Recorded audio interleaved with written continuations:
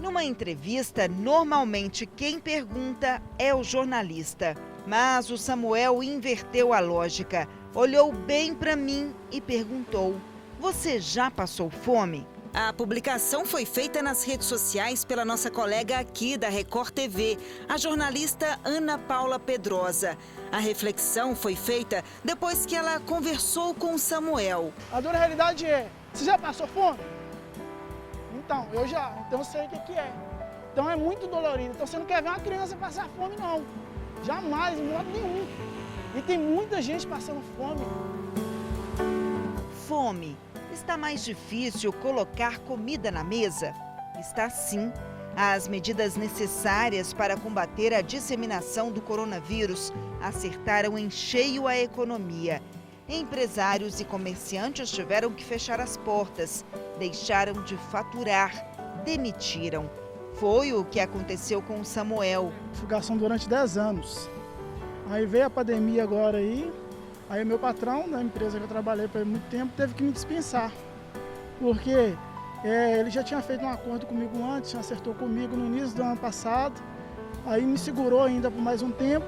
Aí como tem mais funcionários na empresa, ele falou: "Samuel, não dá mais para me te ajudar, estou te ajudando o máximo que eu posso."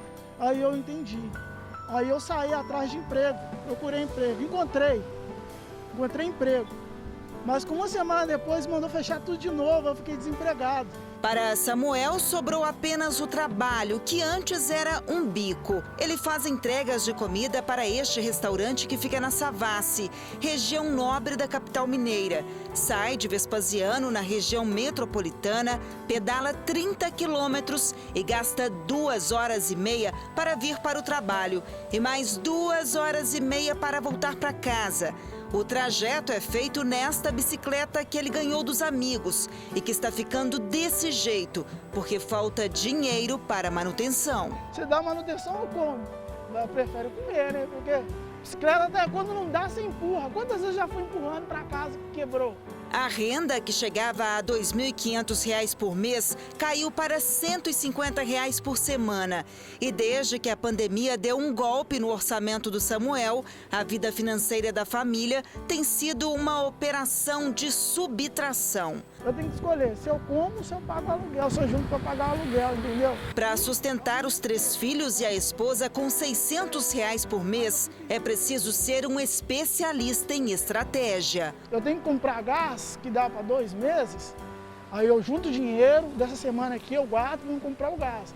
E com 50 que sobrou, mais a minha passagem, que eu não venho de ônibus para deixar o dinheiro da passagem, tipo, você compra um arroz que está acabando, você compra feijão que já está no final. E carne, assim, é um ovo, né? Porque hoje em dia a gente não come carne mais não, ninguém está comendo carne, é difícil. Dona Tereza e seu Adilson não têm dinheiro para comprar nem o básico. Para não ficar sem comer, eles vieram à sede do movimento de luta nos bairros, vilas e favelas em busca de ajuda. Como é que tá a casa da senhora lá, os armários, a geladeira? Não tem nada. Nada, nada? Nada. O casal faz parte de uma estatística preocupante. Uma pesquisa feita em fevereiro pelo Instituto Data Favela. Locomotiva Pesquisa e Estratégia e a CUFA, a Central Única das Favelas, apontou que 68% dos moradores de ocupações, vilas e favelas de todo o país não tiveram dinheiro para comprar comida pelo menos um dia durante um período de 2 semanas. O número de refeições diárias também vem caindo, de uma média de 2,4 por dia em agosto de 2020 para 1,9 por dia em fevereiro. Quem mora nesses lugares são as domésticas que estão sem emprego, né? São as faxineiras, são os pedreiros, são as pessoas que não estão conseguindo emprego, são os ambulantes, né? E não estão trabalhando. Então, como que essas pessoas vão sobreviver? Sem auxílio emergencial e sem poder trabalhar. Dona Tereza e seu Adilson, que vivem na Vila Eliana Silva, em Belo Horizonte, sabem bem o que acontece quando a fome bate a porta. Tem que beber água, né? Eles vão voltar para casa com 2 cestas, uma de alimentos e outra com produtos de limpeza e higiene pessoal.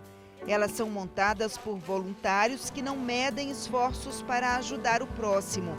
mas que a cada mês recebem um número menor de donativos.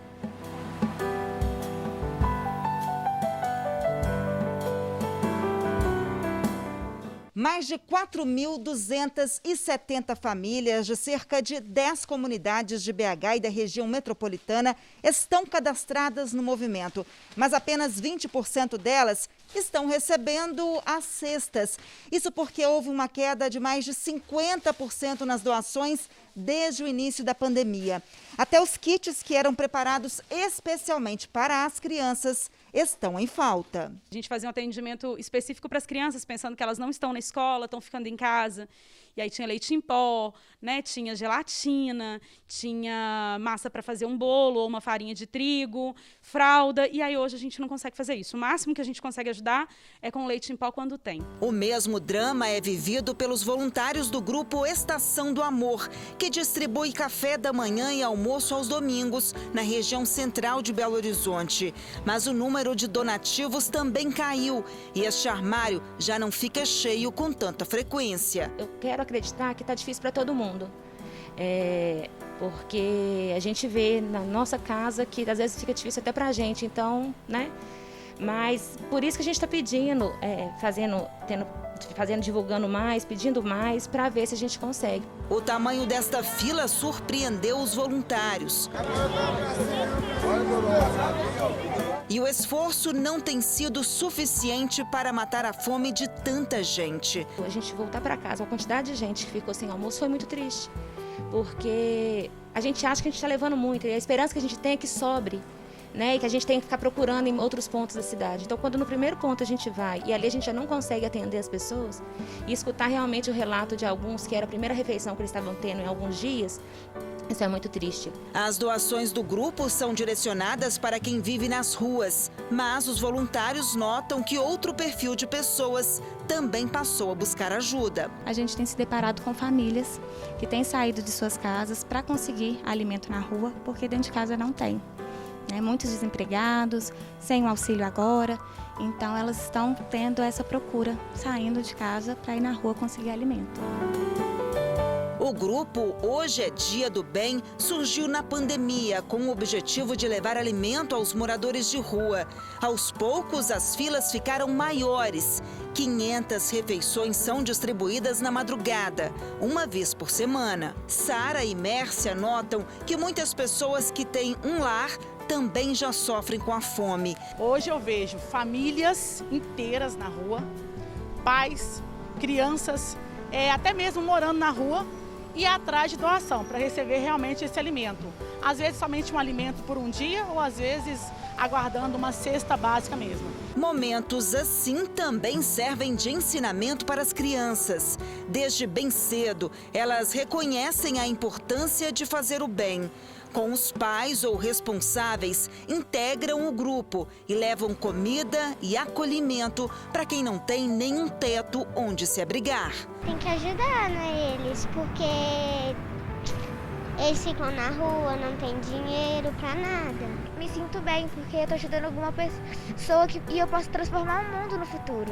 As voluntárias ajudam 179 famílias com doações de cestas básicas e de lanches que elas mesmas entregam. Mas, assim como os outros grupos, também são impactadas pela queda na arrecadação. Já tem 5 anos que eu participo assim, a fundo de projeto social, mas eu nunca vi do jeito que está. Eu nunca vi, gente desempregada e muita necessidade. Então como fazer? É só assim, misericórdia e pedir ajuda a todo mundo para a gente conseguir diminuir essa sensação de necessidade extrema.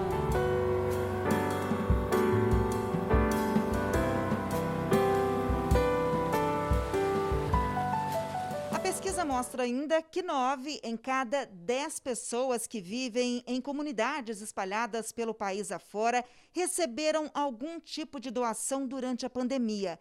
E 8 em cada 10 famílias não teriam condições de comprar alimentos, produtos de limpeza e de higiene pessoal, além de pagar as contas básicas, se não fosse esse tipo de ajuda. É o caso da dona Ailza, que mora com a mãe e com os 2 filhos, aqui no imóvel ninguém está trabalhando. Os 4 vivem com uma renda de R$ 270 do Bolsa Família. Desde o início da pandemia, a faxineira não consegue mais trabalho. Estou acostumada a trabalhar, não tenho preguiça de trabalhar. Fazia faxina, antes aí da pandemia. Agora nem faxina mais a gente está achando, então fica muito difícil. As contas estão atrasadas e só tem comida nos armários e na geladeira, graças às doações. Qual foi o cardápio mais difícil que a senhora fez aí com a falta dos mantimentos? Teve dia que a senhora chegou a fazer o quê?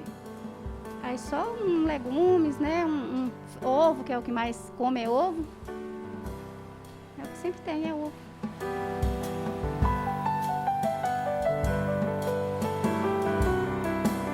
E as pessoas terem condição de ir numa rede de supermercado, numa rede de sacolão e fazer compra, é quase que impossível, sem dinheiro, né? E aí o número de pessoas, por exemplo, que estão catando na porta do sacolão ou pedindo na porta do supermercado, cresceu muito nos últimos tempos, porque é uma alternativa, pedir, né? Então as pessoas têm tentado fazer isso para não morrer de fome. A secretária municipal de Assistência Social, Segurança Alimentar e Cidadania afirma que o número de famílias que vivem na linha da pobreza ou de extrema pobreza aumentou significativamente na capital mineira por causa da pandemia. Nós temos 171 mil famílias no cadastro e dessas, 59 mil estão em situação de extrema pobreza. Segundo ela, do início da pandemia até agora, a Prefeitura de BH doou 3.100.000 cestas básicas e mais de 500 mil kits de higiene. Os beneficiados precisam estar cadastrados em algum programa do governo para receber os donativos. A Prefeitura ela não criou um novo cadastro, considerando que inclusive cadastro pode significar aglomeração. Então, ela lançou mão dos cadastros que já existiam nos programas e políticas da Prefeitura. Então, nós utilizamos como base o CAD único, que é o cadastro para os programas sociais, muito utilizado pela política de assistência social. Nós utilizamos os cadastros dos programas habitacionais, como Bolsa Moradia, política de reassentamento habitacional, especialmente das vilas e favelas. E o cadastro mais universal que nós teríamos é o cadastro do SUS, referenciando aqueles endereços e famílias que estão em vilas e favelas. Lembra do Samuel? Sem cadastro em um programa social e sem emprego, ele tenta encontrar um jeito de faturar um pouco mais. Ganhou de uma ONG um curso de cuidador de idosos. Tem uma placa, para ver se as pessoas me veem e me chamam para me trabalhar. Quando soube da realidade vivida por Samuel, a patroa fez questão de ajudar. Doou uma cesta básica. A nossa colega, a jornalista Ana Paula Pedrosa, também se sensibilizou. Arrecadou alimentos e cerca de R$1.000 para ajudar o garçom. Aí nisso aí que se descobre que tem muita gente boa no mundo ainda que dá para ajudar.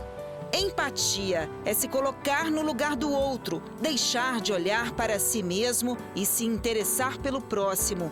Um nobre sentimento que faz toda a diferença na vida de famílias que veem a fome chegar cada vez mais perto.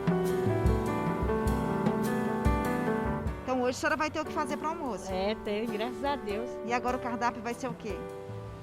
Feijão, arroz, macarrão. Vai ser bom? Vai ser bom.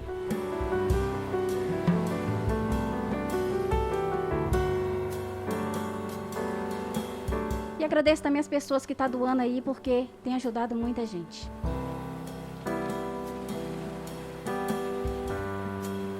O coração fica triste. Tem hora que eu chego em casa eu não aguento. Eu caio em lágrimas porque a situação é crítica, é de extrema urgência.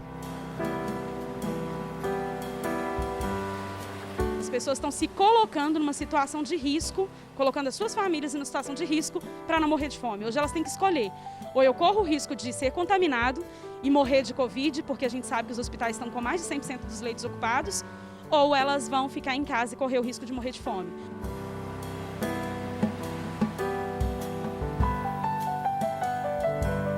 Já tem 5 anos que eu participo a fundo de projeto social, mas eu nunca vi do jeito que está. Eu nunca vi. Gente desempregada e muita necessidade.